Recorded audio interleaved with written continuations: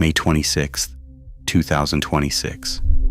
The logistics architect of one of the most profitable fentanyl pipelines on the border between the United States and Mexico. A man who had moved tens of thousands of synthetic pills into American cities, coordinated distribution networks stretching from Sinaloa to Costa Rica, and survived inside the most powerful drug cartel in history for nearly 2 decades, found himself cornered in a modest residential house in a quiet Nogales neighborhood, with nothing but 2 rifles and his last name to protect him. Hours earlier, he had been the invisible engine behind Los Chapitos' synthetic drug operation, the man the cartel trusted to keep product flowing across the border while his cousins got all the headlines. Now surrounded by Mexican army soldiers, National Guard forces, and federal prosecutors, crouching in a property on a street so ordinary it could have been anywhere in Mexico. The operation that had defined his adult life was over in minutes. The soldiers did not find a compound. They did not find a war room.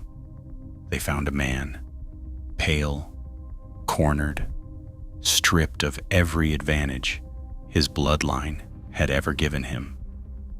This is the story of Isai El Chinacate, Martinez Zepida's final 24 hours of freedom.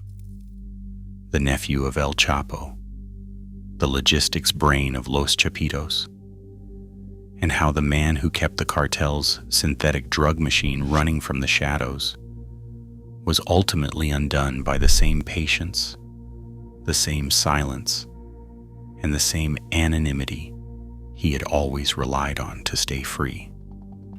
The border city of Nogales, Sonora, found Isai Martinez Zepeda in what appeared to be a routine day of cartel logistics management. At his peak, he was a blood nephew of Joaquin El Chapo Guzman, the man who built the Sinaloa cartel into a global narcotics empire worth billions.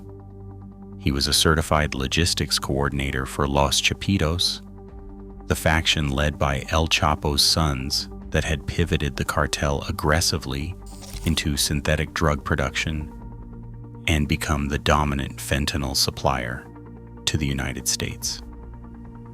He ran production and distribution of synthetic drugs across 2 separate international pipelines, one flowing north into the United States, another flowing south into Costa Rica.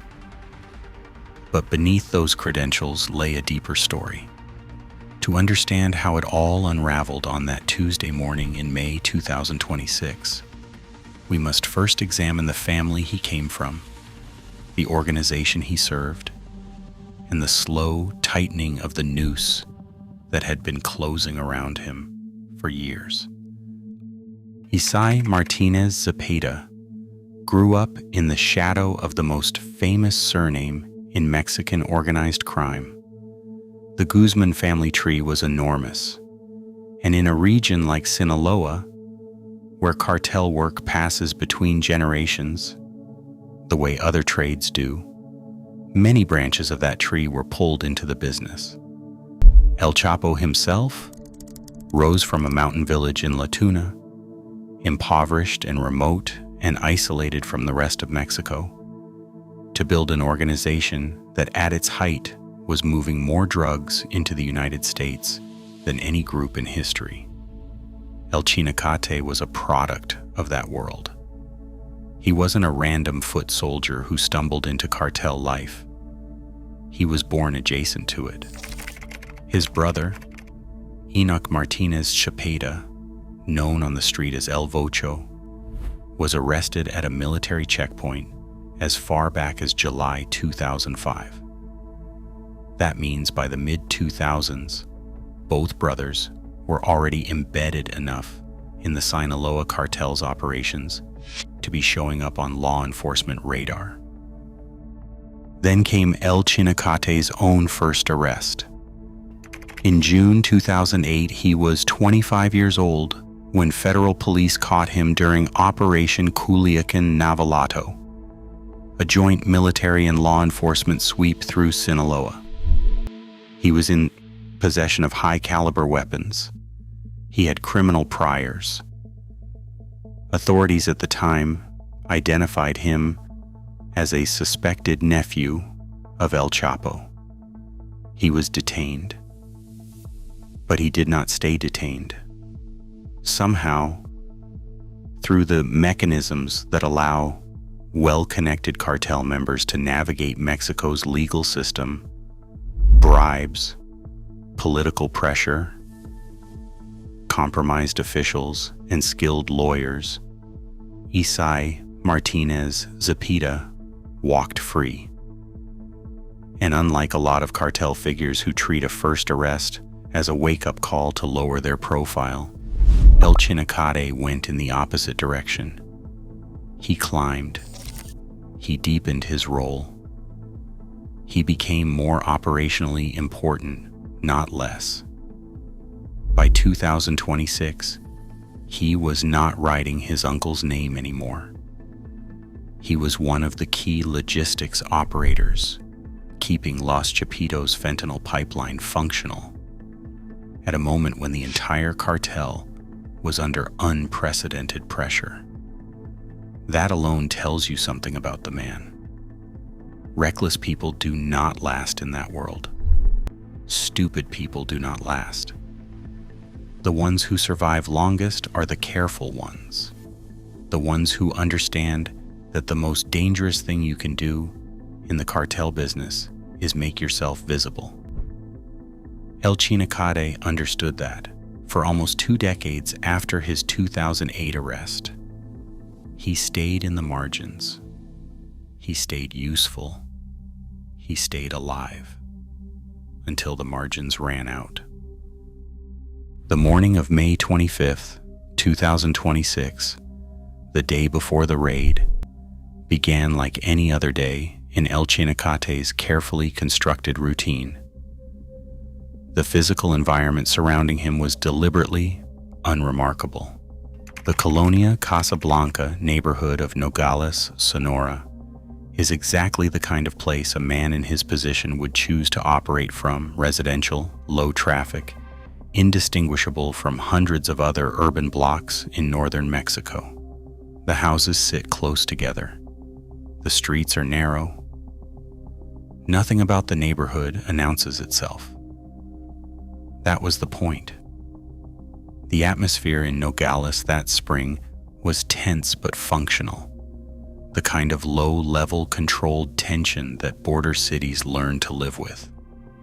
Just weeks earlier, Mexican authorities had shut down a 79-meter-long narco tunnel in Nogales, Colonia Centro neighborhood, oriented straight toward American soil. Days after that, another tunnel was found, under construction, downtown, connected specifically to the Los Chapitos faction. The city had been crawling with quiet enforcement activity for months. But enforcement activity in Nogales is a constant background hum, rarely enough to interrupt the actual flow of cartel business. Inside the Casablanca property, El Chinacate would have had a small circle of trusted associates. Not many. Men in his position don't surround themselves with large crews. That creates noise, and noise creates exposure. A logistics operator at his level would keep communication lean, encrypted messaging, a few trusted intermediaries, a tight information circle. The 2 long rifles later seized at the property weren't there because he expected a war. They were standard tools of the trade, insurance, not armament. His mood in those final hours of normalcy would have reflected the particular strain of a man managing multiple moving parts under increasing organizational pressure. The Sinaloa cartel was not at peace. Since September 2024, when open hostilities had erupted between Los Chapitos and the rival La Maíza faction loyal to the imprisoned El Mayo Zambada, more than 600 people had been killed in Sinaloa alone. The organization was fighting on two fronts: an internal civil war and an escalating campaign by both American and Mexican law enforcement to dismantle the entire Guzman family network. The previous months had brought nothing but bad news for Los Chapitos. In January 2026, Mexican forces had captured Ivan Valerio Sainz Salazar Mantecas, a top fentanyl producer for the Chapitos, who had allegedly manufactured millions of pills from 2022 through 2025. Just weeks before that, 3 of El Chapo's own brother's closest allies had been arrested in an operation backed by U.S. intelligence. Every arrest was a reminder nobody was untouchable. Not anymore. But what happened next, what El Chinacat could not have known on that Sunday evening, would shatter whatever sense of operational normalcy he had managed to maintain. The operation to arrest him was already in motion. At some point in the weeks prior to May 26, 2026, a triggering event had already occurred, one that El Chinacat never saw. American federal prosecutors had finalized and transmitted an extradition request to Mexican authorities. The warrant named Isai Martinez Zepeda, specifically, charging him with organized crime and drug trafficking offenses. The United States had done its homework. They had documented evidence, including a traceable shipment of 10,000 fentanyl pills he had personally coordinated into United States territory in 2025. That shipment was not speculation. It was documented. It was enough. On the Mexican side, the Security Ministry had already initiated aerial surveillance of the Casablanca property. Drones and aircraft had been monitoring movement at the location. Federal investigators, operating through the Attorney General's Criminal Investigation Agency, the AIC, had gathered enough intelligence to walk a judge through a warrant request. The judge signed off.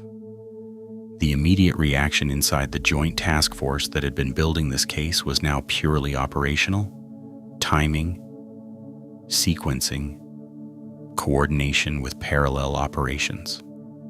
Because this was not going to be a single arrest in isolation. May 26 was going to be a coordinated multi-location strike against cartel infrastructure, El Chinacat in Nogales, and a massive weapons and cocaine seizure in Tapachula, Chiapas, thousands of miles away, happening simultaneously. 2 fronts, 1 message. El Chinacat now faced the nature of his crisis, and it was one he could not have fully anticipated. Not because the threat was new. He knew he was wanted. He knew he had an extradition order.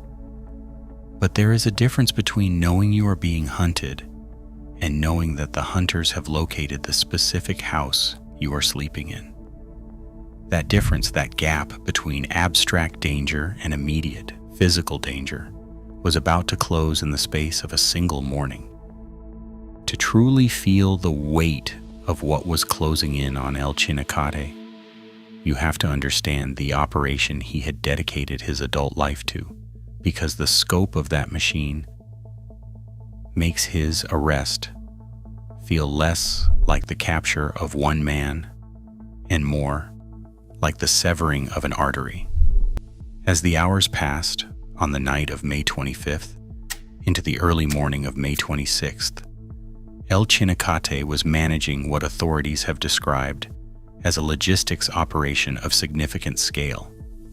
His official designation from Mexico's Security Ministry, logistics operator and coordinator for a criminal group responsible for the production and distribution of synthetic drugs to the United States and Costa Rica, sounds bureaucratic. The reality it describes is not. The Los Chapitos fentanyl operation is, at its core, an industrial supply chain. It begins with precursor chemicals, many sourced from Chinese suppliers, routed through front companies and chemical brokers in Mexico. Those chemicals are moved into clandestine laboratories, primarily in Sinaloa, where they are processed and pressed into counterfeit pharmaceutical pills designed to look exactly like legitimate prescription painkillers. The pills are then moved through distribution networks toward two primary markets: the United States to the north and Central America to the south. The U.S. Treasury Department, through the Office of Foreign Assets Control, had already sanctioned 8 Mexican individuals and 12 Mexico-based entities connected specifically to this precursor chemical supply chain. They had identified and frozen assets connected to Sumilab, a Culiacan-based chemical and lab equipment supplier that had been designated and redesignated multiple times for continuing to supply cartel labs. They had targeted money launderers who used digital currency and wire transfers to funnel fentanyl proceeds from American streets back to cartel leadership in Mexico. Meanwhile, throughout the day of the 25th and into that night, the external threats were advancing on multiple vectors simultaneously. On the legal front, the extradition warrant was active and in the hands of federal authorities who now knew where El Chinacat was sleeping. On the organizational front, Los Chapitos was bleeding key personnel. Mantecas, the top pill manufacturer, was already in custody. Multiple logistics-adjacent figures had been arrested in the preceding months. Every capture removed someone who knew El Chinacat's name, his role, his location. Every captured associate was a potential intelligence leak, a potential informant, a potential thread being pulled. On the strategic front, the Trump administration's posture toward Mexico on cartel issues had created extraordinary political pressure. Mexico's President Claudia Sheinbaum had been navigating a difficult balance, asserting Mexican sovereignty while demonstrating enough concrete action against the cartels to keep the United States from imposing punishing tariffs, or worse. High-profile arrests of cartel figures with U.S. extradition requests were not just law enforcement actions. They were diplomatic currency, and El Chinacate was currency. Inside the safe house, his options were already diminishing without him knowing it. The aerial surveillance that had been tracking the property meant that any sudden movement, any attempt to relocate, any unusual activity would have been observed and potentially triggered the raid early. The walls were not just closing, they had already closed. El Chinacate just did not know it yet. Throughout that night, whatever coordination work he was doing, whatever instructions were being relayed, whatever logistical problems he was solving remotely, all of it was happening inside a perimeter that had already been drawn around him. The failed solution available to a man in his position would have been the thing that had always saved him before. Staying quiet, staying low, staying invisible. For nearly 2 decades, invisibility had been his greatest protection. But this time, Invisibility couldn't save him, because the people hunting him didn't need him to be visible. They already knew exactly where he was. The noose was tightening, and he was the only one in that house who didn't know it. By the early hours of May 26, 2026, it had become clear to the Joint Task Force that the window to execute was now. The operation was not improvised. It was the product of sustained intelligence work, aerial surveillance, legal coordination between two governments, and the simultaneous staging of parallel strikes in Chiapas.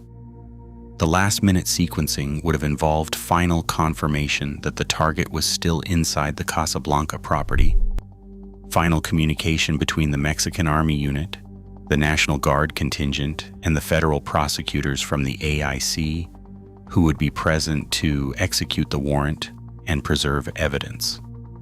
For El Chinacat, the final hours before the breach were his last window of ignorance, the last period in which he still believed he was managing his day normally. Whatever the morning looked like inside that house, coffee, communications, the ordinary rituals of a man conducting extraordinary criminal business from a residential property, it was all operating on borrowed time. The confrontation itself was swift. Court documents from similar Los Chapitos raids describe fast, overwhelming entries designed to prevent destruction of evidence, prevent communication to external cartel contacts, and prevent flight. The goal was not a prolonged standoff. The goal was precision.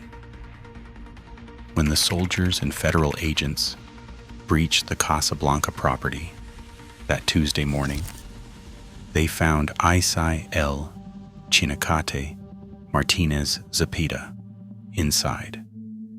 He did not resist. There was no firefight. There was no dramatic escape attempt. There were no backup forces that materialized to defend him. What they found was exactly what the intelligence had told them they would find: a logistics coordinator past his prime of invincibility, holding two long-barreled rifles and whatever remained of a criminal identity built over decades in the shadow of the most famous drug lord in history. He was placed in handcuffs. What would happen next would send ripples through the Guzman family network, the Los Chapitos command structure, and the diplomatic relationship between Mexico and the United States, all at once. At approximately mid-morning on May 26, 2026, Isai Martinez Zepeda was taken into Mexican federal custody in the Colonia Casablanca neighborhood of Nogales, Sonora. The physical circumstances were stripped of any drama. 2 long firearms were seized. Cartridges were taken. The property was secured and searched. A man who had coordinated fentanyl distribution networks across 2 countries was photographed in handcuffs in a residential house that looked, from the outside, like it could have belonged to anyone. Mexico's Security Secretary Omar Garcia Harfuch announced the arrest within hours on X, formerly known as Twitter, in a post that was precise and deliberate. He confirmed the suspect as the nephew of El Chapo. He confirmed the extradition warrant. He confirmed the coordination between the Mexican Army, the National Guard, and federal prosecutors. And in the same announcement, he disclosed the simultaneous seizure in Tapachula, Chiapas, 687 kilograms of cocaine, 151 firearms, 363 magazines, 18 grenades, a separate but connected strike on cartel infrastructure on the other side of Mexico. 2 operations, 1 announcement, 1 message to Los Chapitos. The coordinated dismantling is accelerating, and it is coming from every direction. The immediate reactions from official channels were measured but pointed. Garcia Harfuch stated directly that these actions reflect the permanent coordination of the Mexican state to apprehend priority targets and weaken the operational capabilities of criminal groups. No hyperbole, no chest pounding, just the cold institutional language of a government communicating to both its domestic audience and its American partners that this was a real, documented, coordinated result. The man who had commanded fentanyl shipments across 2 international borders was now in a federal holding facility. There were no bodyguards left, no encrypted communications to manage, no logistics chains to coordinate, no cartel infrastructure protecting him. Just a cell and the extradition paperwork already in motion. The immediate consequences of El Chinacate's arrest radiated outward in several directions simultaneously. Inside Los Chapitos, the arrest of a logistics coordinator with El Chinacate's depth of operational knowledge represents exactly the kind of loss that doesn't show up immediately on the surface. The cartel doesn't collapse overnight when a logistics man gets arrested, but what it loses is continuity. El Chinacate knew the specific contacts in Nogales. He knew which border crossing methods had been working. He knew the distribution chain into Costa Rica. He knew the communication protocols, the stash house locations, the supplier relationships. That institutional knowledge doesn't automatically transfer to whoever steps into his role. It creates gaps, and gaps create mistakes, and mistakes create further arrests.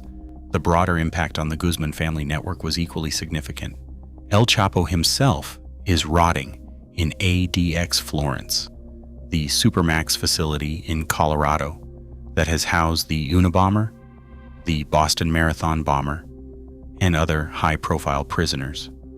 He recently petitioned U.S. courts for a transfer back to Mexico, citing isolation, psychological torment, and inhumane conditions. The courts have not moved. He is not coming home. His son Ovidio is in U.S. federal custody following his dramatic capture in Culiacan in January 2023 and subsequent extradition. His son Joaquin Jr. is also in American hands.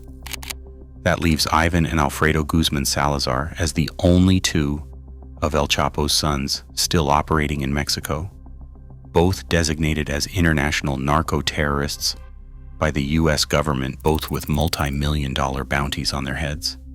El Chapo's brother, Aureliano El Guano, carries a $5 million U.S. bounty and remains at large. But his closest allies were arrested just weeks before El Chinacate's capture in an operation backed by American intelligence. His circle is shrinking. And now El Chinacate, the blood nephew, the logistics operator, the man keeping the synthetic drug pipeline functional at the border, is in custody and heading toward extradition. What is happening to the Guzman family in 2026 is not a single dramatic collapse. It's a slow-motion dismantling, methodical, coordinated, and relentless. The Sinaloa cartel that El Chapo built was supposed to be too big, too corrupt, too deeply embedded in Mexican institutional life to ever be fully confronted. And yet the confrontation has arrived, not in a single battle, but in a series of arrests, extraditions, warrants, and sanctions that are removing the operational layer of the organization, one person at a time.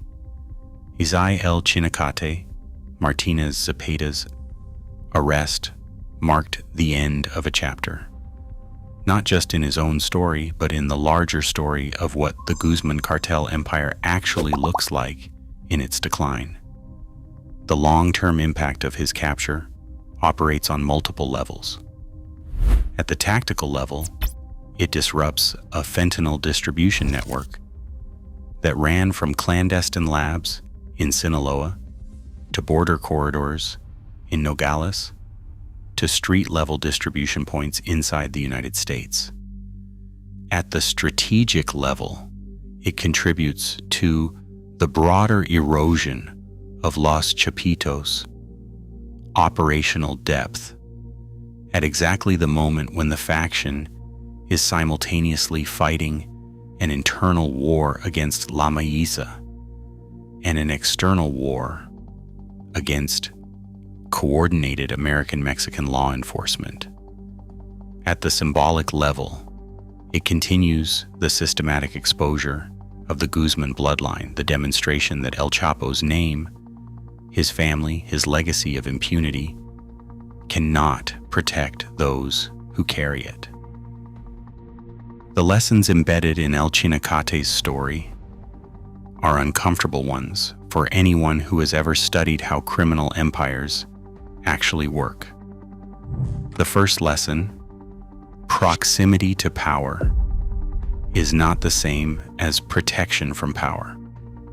El Chinacate spent decades believing, with some justification, that his bloodline insulated him. And it did for a long time. His 2008 arrest resulted in freedom. His decades of operation went largely undisturbed. But the same bloodline that gave him access ultimately made him a target. When American and Mexican authorities started working systematically through the Guzman network, the name Martinez Zepeda, nephew of El Chapo, was never going to fall off the list. The second lesson, the quiet operators are not immune. They are just later on the list.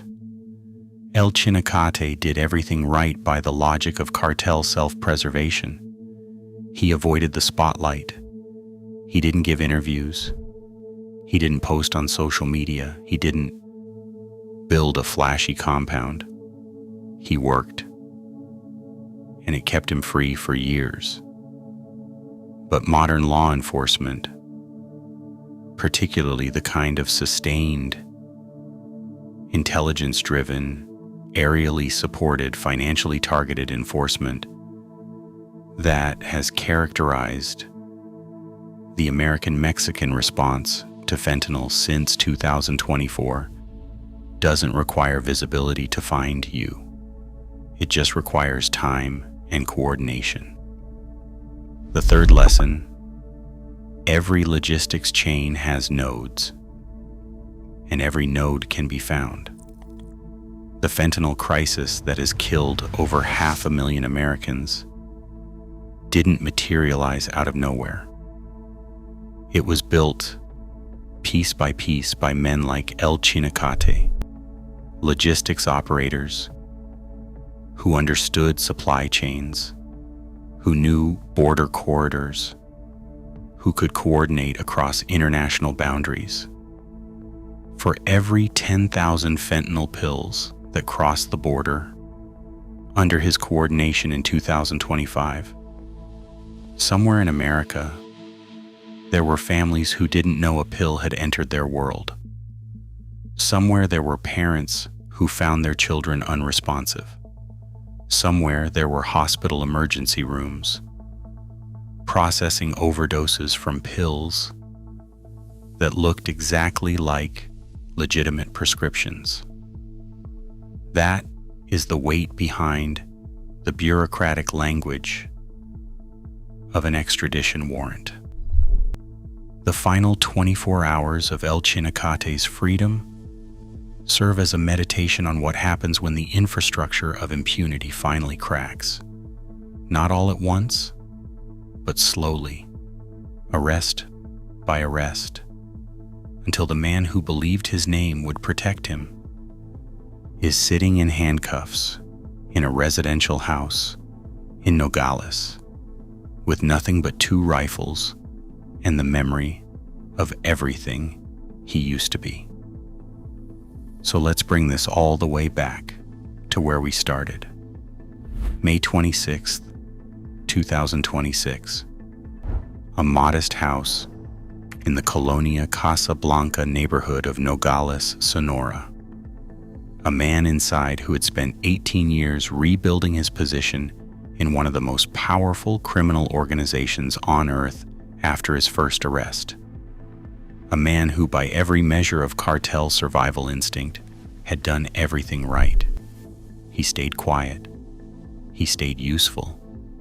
He stayed invisible. and it still wasn't enough.